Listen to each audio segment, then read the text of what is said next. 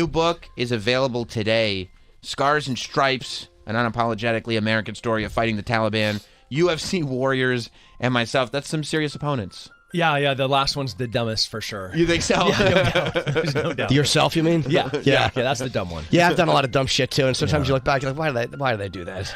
No. Do you regret it, or do you like, hey, I'm happy I can write about it? Well, I'm not happy I did it because I could write about it. I was really happy about all the failures and struggles, and that's kind of what the book is about. My first wrestling tournament I ever went to, I got obliterated, humiliated, pinned in like a matter of seconds at like, a little gymnasium in a podunk town by a nobody wrestler, and it just looked silly. This is not the 2022 where everybody got a participation trophy for, like everybody, two guys didn't get their hands raised. Like I stood there like a loser, my dad in this gymnasium looking at me. And like that just like burned so like it was like acid through my soul. And those were the things that, if you talk to any of my coaches at Jackson, Winklejohn, any of my training partners, like this guy is relentless in his training. And it was because of losing and having had to feel the sting of shame and, having Jacare's hand be raised as I stood there, not called world champion. When I was in 8th grade, a lot of people don't know, I wrestled for the entire season. I got 0 victories. I went to a tournament and lost 3 times in one day. And you know what I did? Quit. After that, I quit. I never came back. I quit. That's the difference. that is the difference, though. But people talk so often, frequently about like these magical, beautiful moments of the picturesque summit as they reach the top of Everest, right? But like you missed all the moments like where the bottom of their feet were falling off, where you didn't see the pictures of me losing as a 10-year-old. You saw me in the octagon against Michael Bisping and Robbie Lawler. Like those were the moments that are important that I think most people overlook. But those humiliations, childhood humiliations, really motivate, I think, more than anything. I think they motivate more than childhood glory is the things that you look back at that are just like almost like they're self-defining. Like, oh God, that one really burned a hole in me. Yeah, and you never forget them. And we're taking that from people now. This book, Nick Palmisciano, co-author of Scars and Stripes, just sat down. We had trouble getting in this building. Yeah. We got to make sure. There's a lot of it's safe. Yeah. We got to make sure we're all safe. For various guys characters. like you. But like in this era of, the 2022 political correctness, not hurting feelings, helicopter parenting, this is damaging our youth. And on the military side, we but you even go down another level to like airborne operations. We have people getting hurt more frequently now than ever in history. I mean, you go all the way back to World War II. Like D-Day just happened yesterday, 78th anniversary. Way to go, guys! Beat Nazis. Shout out. Woo woo. Very few of them are left alive. But we're weaker. Our bones are weaker. Like the youth that are coming through airborne school, they're not facing the same rigor that a kid that grew up in the 80s jumping off of BMX bikes that we built on jumps off the curb. So like I feel that we're really taking away from this generation the opportunity to feel failure and also the opportunity to feel pain and to feel unpleasantness. Like these things like trigger warnings where you're trying to protect people from even seeing images or information that they might find objectionable. It's like, well, how else are you supposed to know how to process it and deal with it if you're not seeing it and working through it? It is something weird, though, with the amount of information that people have now, right? Like, just like the fact that people are inundated with information everywhere. Like, that's something we never had to deal with. Like, just the idea of just this influx of everything hitting us all at once. 24 hours a day, all the time. I grew up in like a really Socratic household, and what is that, Socratic? Socrates. Socratic. Okay. Law school. Most law schools are Socratic. My dad, my mom would call us living room lawyers. We'd sit down and would argue about a topic, like intentionally argue. We would debate what is the best thing. And we'd have to come in prepared. You'd have to become researched. You'd have to understand the topic. Wow. You'd have to be respectful. Like we had really clear rules about how we were going to argue over this. It was just like you just did debate. Yeah, we did debates in the living room. That's a wild How would thing. you pick a side, too? Because you have to debate sometimes a side you don't even against. believe No, in. you usually have to debate and defend a side that you disagreed with. So if I was like, no, I want to be able to ride my motorcycle or my bicycle off the Via Bridge into the Atascadero Creek, which is about like 60 feet up, my dad's like, okay, well, that's what you want to do, but you're going to juxtaposition this, and you're going to have to argue why you shouldn't do it. And like I'd have to convince him. So regarding the amount of information, only way that you can beat bad ideas is with good ideas. And right now we are curating, editorializing, and censoring ideas. And that's what's dangerous. I would rather have all of the information. I would rather have, like, even as a 40-something boomer, if you can call me that, I'm not quite there, but I would rather. I feel like anybody who's over 30, probably 28. Yeah, we're all boomers. Everybody in this room is a boomer. And there was like, "Hey, boomer," is like anybody over the age of 30, and I was like, "What?" Yeah. Wild. Yeah. But all right. But I'll take information and I'll beat it with good information. I'll take all the bad ideas and I'll beat it with good ideas. Just don't censor or try to dilute information. Yeah, it's insulting, and it's implying that people can't take information and make a decision by themselves. Yep. And whenever I was in the category of people who know how to see bad information, yeah, people do want to be protectors. They want to be protectors. Yeah. It's bullshit. It is. Yeah. Let them feel pain. Let them feel suffering. And give them all the information you can. Yeah. And this book, like, that really is driven home in Scars and Stripes. It's like, you need to suffer, you need to fail, you need to struggle. Nick, I've been friends with Nick for nearly 20 years. He was there when I lost close title fights, and through those fights in gloves and shorts in a trash can, he'd pull them out, taking notes about what was happening in fight camps. So here we are 20 years later. Just kind of recording everything as it was happening? Paying attention. Yeah. I mean, he lives a wild life. Yeah. Like, he's gotten me into more trouble than I've been in the entirety of the rest of my life. Right. Really? Yeah. I mean, literally. We went to Afghanistan together during the fall of Afghanistan, like peak fall of Afghanistan. We're on a plane. Like recently? Yeah. Oh, like in August. Yeah. We were two of the 12 idiots that were like middle-aged men, running around Afghanistan evacuating people. Were you evacuating people who had helped Americans? Or were That's they right. American? Oh, yeah. So we were going for mostly terrorists. No, I mean, we're not. No, we're not. We're gonna get some of you guys over here. let me clarify. That sounded right. I was saying, were they Americans or like just kind of guys Afghans who had helped Americans? Americans, SIVs. But this is like peak. Like, this is people trying to jump onto the outside of airplanes. That time. That's wild. They're leaving and we're landing. Wow. Yeah. Wow. What motivated? Like, did you just know that was happening? Let's go over there. Did somebody say? I don't know where. Again, back to information. Yeah. Where people were getting curated information.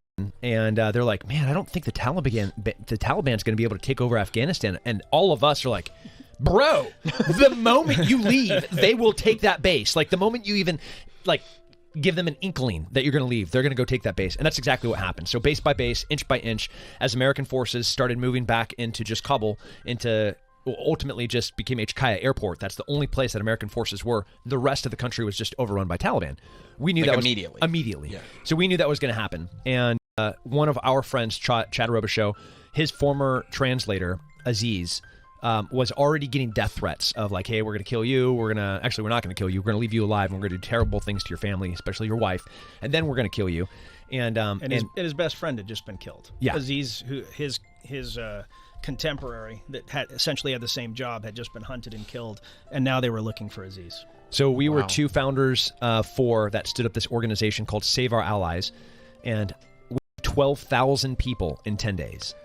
Did you guys have help from the government, or did you guys kind of have to go around circumvent? We had, that's a really complex question. Yeah, there's a lot. I don't want to get in trouble.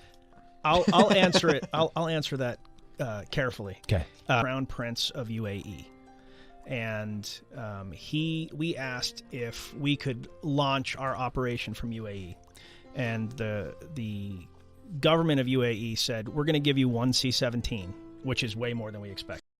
It's pretty rad. We thought we were going to be using commercial planes, and if you can get anybody out safely, we'll give you another one. Oh. And that was their mistake. So and there were only, how many of you were there? So there's 4 guys on the ground, and that's crazy. And there was a total of 12 people between UAE, Washington, D.C., and in Afghanistan. Wow. How do you guys find people? Like, if there's somebody who's hiding from the Taliban or they're worried about being killed, how do you guys, A, know about them, and B, know where to go and grab them and coordinate? Who do you work for? I'm going to tell you this. These are no. There's literally tradecraft. Yeah, There's a really clear process. This bona fides of us being like a far recognition signal and near recognition signal. Then they have to give us a whole bunch of digital documents that then we confirm in person.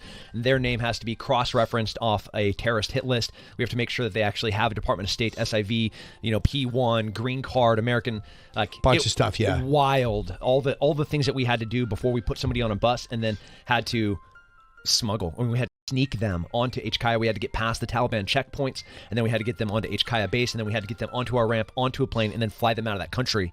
Then we lily pad operations, so we flew out of Afghanistan, and we'd go to somewhere else, Qatar, UAE, and then we would move them to the final destination. Just to like paint the picture, 100,000 people were moved out during the fall of Afghanistan, and we have moved 17,000 of them as a nonprofit. So there's 12 of you. That's almost 20%. Yeah, right? A total of like the American government, the Australian, everybody on the planet, this organization, and there's really 4 of us now, and 12 at the time. Yeah, we got very, very efficient with what we were doing. So day 1 was 26 people, and the last day was just over 2,000. And we thought we had a few more days. Yeah, we thought the bombing happened, and that changed everything. Is that when you know we got to go? Yeah. When we got back, when Nick was saying that we didn't, I've tried to kill him multiple times now.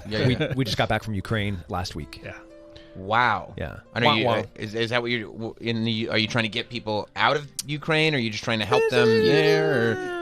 Or we don't need to talk about everything. It's like first, we're on, can we cuss on Sirius? Sure. Yeah. Fuck Russia. Okay. Yeah, and Putin can fuck off. Okay, so you're not on the side of Putin on this one. No. Okay. All right. Pretty anti-communist here. Yeah, as they're All right, like burning and turning cities into rubble and using as civilians as hostages and shields. It's the war crimes that the atrocities that they've already committed that you will never see the light, that will never see the light of day, that will never be talked about. Like next door at Fall, that he should burn in hell in like the darkest depths of hell for forever. Are you surprised too by the amount, like, because we politicize everything in our country, like everything is my side or your side, the amount of people that are almost just trashing Ukraine and defending Putin, you see it. I'm surprised by the amount of people in our public who's actually somewhat siding with Putin on this. Especially in the beginning. Yeah. I don't understand why we, from masks to vaccines to Russia to like, it's always divided. Yeah. And it makes zero sense. I don't think it really is. I think it's the algorithms of social media that are so divisive, and like people are in echo chambers, and it feels like it's divided. But then when you actually just have conversations with people, like opposing political view type people, and you're like, oh, so we both don't like Putin because he's a murderer, right? Well, okay, cool. Like, we're on the opposite side of the aisle here, I guess. Okay. Bump knuckles? Yeah. Nice. But then you'll talk to one person, and you're like, oh, you are Twitter. Okay, I know. It takes one person who'll go, no, it's Biden. You're like, all right, I got it. Okay. Yeah. Take a breath. Your neck veins coming out, bro. Yeah, it's wild, man. Is it sad for you? How do you feel when, like, you see what's going on in the Ukraine, right? And you see it firsthand, and you see how crazy it is, and then you come over, and you're like, wait, nobody's talking about this anymore because they're all talking about Johnny Depp and Amber Heard. For me, the super frustrating thing is, we just spent a bunch of time in Ukraine, quietly. The team that we have over there is made up. The leader of the team we have over there is one of the guys that was with us in Afghanistan. Absolute stud.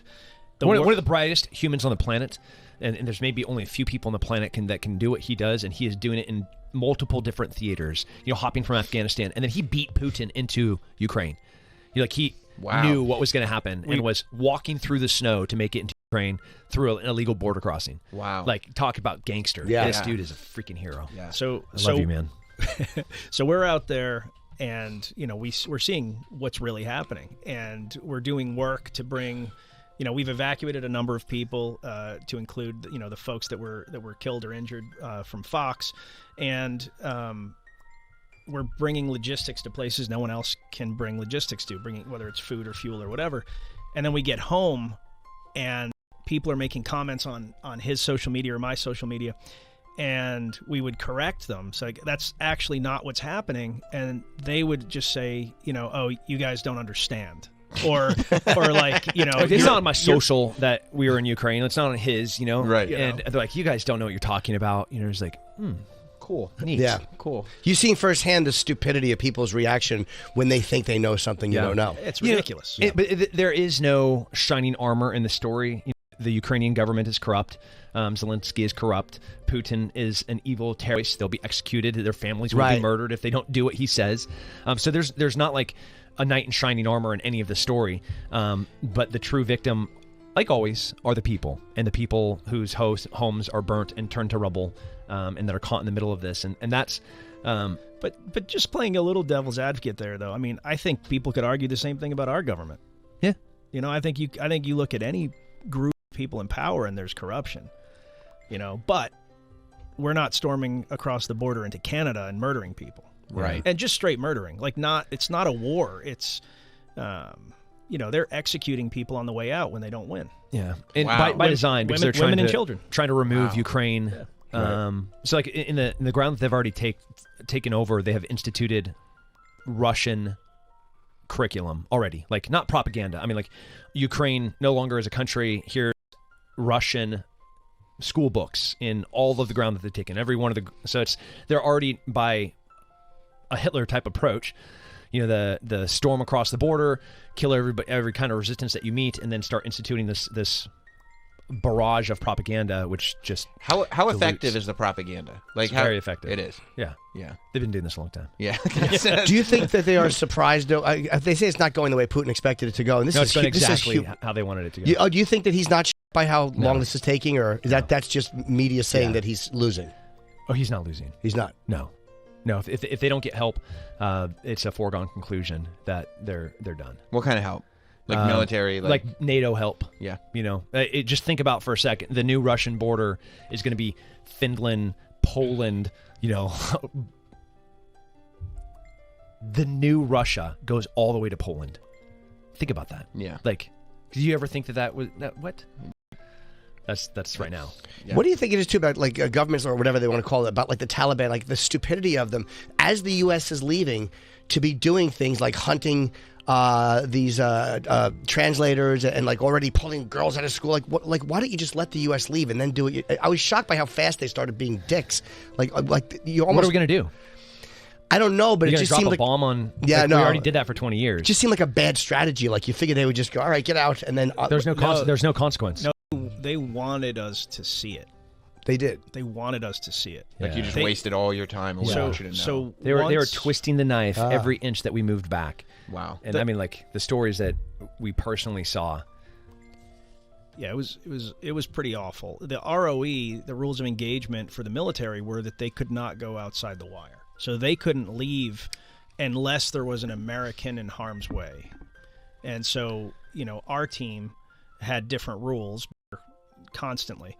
But there were situations where, if the crowd got unruly, they would just dump an AK mag into the crowd and just kill people. And the U.S. government, the military, couldn't do anything. Just had to stand there. They just had to stand there and watch.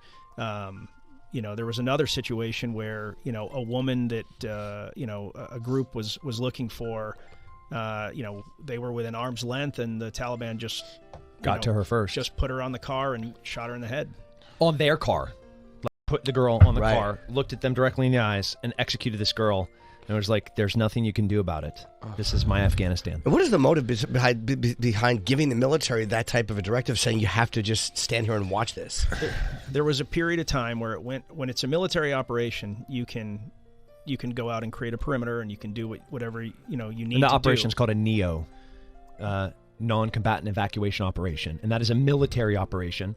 And when a NEO takes place, there's some really things that happen. This was not a NEO. So the State Department was given control of the operation, and as soon as the State Department is given control, they run everything like an embassy. So think about every movie you've ever seen where, like, someone's running to the embassy, and once they get in, they're safe. It's that kind of thought process. So the Where it's airport, like we'll take responsibility of this little block of space that right. we have. The and- airport became Yeah. the embassy, and then everything outside of it was the host nation country. I mean, it's literally like base when you're playing Yeah. tag or Yeah. whatever. Like, Yes. make it to Yeah. base and you'll be fine. Yeah, you don't lo siento mucho, man. Yeah. Like, Wow. Isn't it almost like sometimes it seems like it's like, well, if we just pretend it's not happening, it won't happen. Like, what was the embassy takeover? It was when Carter was president, and it was somewhere in the Middle East. There was an embassy takeover, and I think they weren't allowed to fire on the people attacking the embassy, and it's almost like this weird hope that if we just don't engage, it will stop and they'll go away on their own. I mean, I have a different approach to all that, like violence and strength and power. Like if they only knew what the Marines and those embassies could do, but they don't because they know that their hands are tied. Just occasionally, just let them have a little reminder of what it looks like when you let that pit bull that's been starved in a cage and just wants to get in a fight all the time, gets out of the cage, and then tears something apart. Just and then, twist the knife in the other direction. Yeah, Right? yeah. Like, we can twist the knife too. yeah, we can do this too, man. Do you want to see what these Marines can do? Like, these guys are studs. Because it does. I guess makes us look weak, or I guess, like they said that one of the things that motivated bin Laden was seeing the troops pull out of, what was when Clinton pulled out those troops out of, I forget where they were, but there was a bunch got pulled out. They said they see a few American bodies, they pull all the troops out. And they said that kind of emboldened bin Laden. Was Afghanistan, was that inevitable, or would there have been a way to get troops out? Oh, there are really, I mean, like you go back to like Sun Tzu era about how to withdraw troops. You know, like you've Dunkirk. There's lots of examples about how to move off. Nowhere in any playbook is it like, do you know what we should do? Let's just give up every crucial strategic piece of land to the enemy while we're doing this. So the way that you do it is you keep strategic pieces of land while you fall back to efficient, effective places to move all of your forces out while you maintain these strategic positions, and then you collapse and fall out. Instead, it was just like, cool, peace out. Like, that's wild. Yeah. And, Ukraine's like the opposite of this, where ultimately the people are still screwed. So save our allies having to go to Ukraine. Like, we repeated the same logistical process of Afghanistan, but instead of getting things out, we're also getting things in. And then Afghanistan was just getting people out, but it's kind of the same efficient logistics in reverse. Now, as guys who get shit done, when you hear something like this Texas shooting, and everyone's calling the cops cowards and they should have went in, what is your take on that? Like, do you think that they were just being afraid, or do you think that they were told not to go in and wanted to go in but weren't permitted to? I have lots of thoughts on this. I've actually been spending almost nonstop every time that I haven't been working writing about these active shooters. It's a combination. The police are what we made them. The police are the politically correct if we're going to call them cowards and how they behaved, that's what we forced them to become. Where we want them to not have the initiative, not to be, kicking in doors to go and do things. Is this hostage rescue? Is this an active shooter? We have two different policies. One for a hostage rescue, they're not allowed to go in unless we have specific people in place. If you go into a hostage rescue situation at the wrong time, the hostages will get executed. Right. So they thought this was a hostage rescue situation, so they started placing people, waiting for the right moment to go in. And if a trigger happens where the hostage taker starts executing hostages, then they immediately go in. Well, there was confusion in the way that the communication was happening. There was a system breakdown with the dispatch. All of this litany of excuses.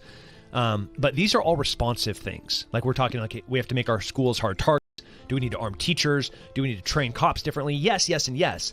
But we also need to go upstream to where the problem is, the origin of what is unhealthy about these young men that are going out and doing these shootings. What is this mental health crisis where these people are going, these young men are going and murdering children?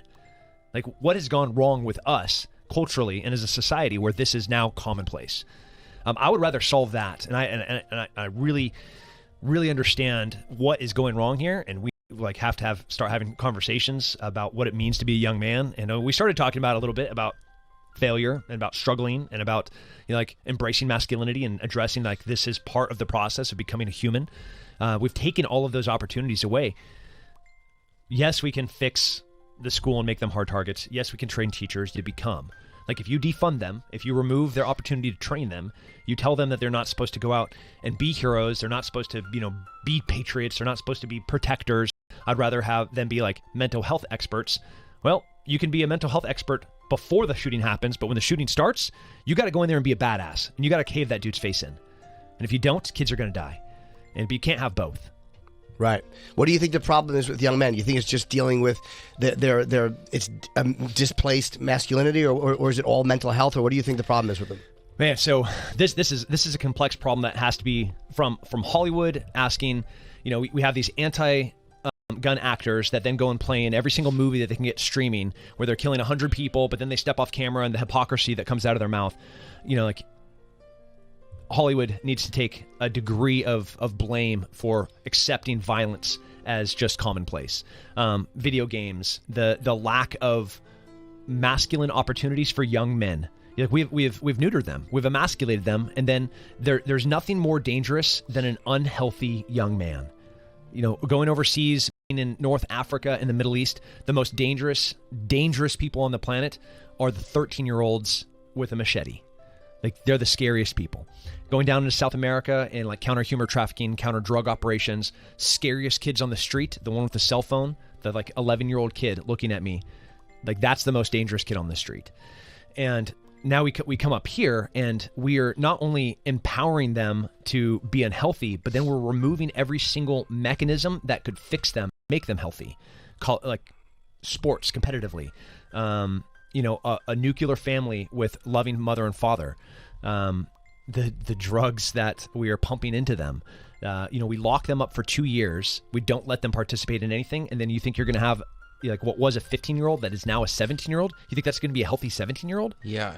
But don't you think that, because when you see a lot of the people that do this stuff, there are people who genetically are going to fail at sports. They're not going to get good at sports, right? Yeah. So, I mean, sometimes, obviously. Yeah, you're sitting with two of them. So, right. So that's it. So, like, isn't there, like, what about that? What about the people who it's adaptation make them crazier, right? Yeah. Because they're going to be shitty at sports, and the popular guy is going to get the girl, and he's going to be good at sports, and it's going to be like, fuck you, you suck. Yeah. And they're not going to get better. Adaptation's the most beautiful thing, and it's one of the most beautiful things about humans. Like, we are so imperfectly perfect, where, you can see a marathoner and you can see a power lifter. You can be like, how is this the same species?